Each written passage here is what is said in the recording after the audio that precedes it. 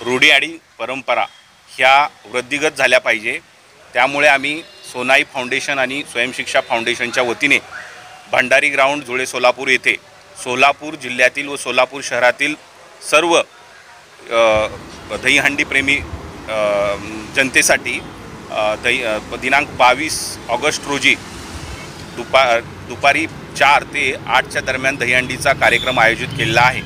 सदरील दहीहंडी कार्यक्रमास सोलापूर जिल्ह्यातील बहुतेक सर्व लोकप्रतिनिधी येणार आहेत, तसेच स्थानिक आमदार व शहरातील आमदारही हजेरी लावणार आहेत। या कार्यक्रमात साधारणपणे 10 ते 15,000 लोकांची उपस्थिती राहणार आहे।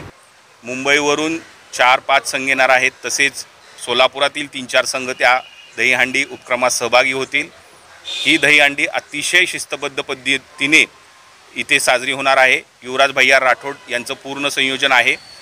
तरी या निमित्ताने मी शहरातील व जिल्ह्यातील जनतेला तसेच दक्षिणमधील विशेष करून ग्रामीण जनतेला आव्हान करतो की आपण कृपया या दहीहंडी उत्सवास उपस्थिती लावून उपकृत करावे व हिंदू रूढी व परंपरा वृद्धिगत कराव्या हीच मी प्रार्थना करतो। धन्यवाद। स्वरूप आणि थरांचं स्वरूप कसं आहे त्याप्रमाणे? बक्षिसाचं स्वरूप हे आपल्याला हातामध्ये ज्या पॅम्पलेट दिलेले आहेत त्याच्यामध्ये सर्व लिहिलेलं आहे।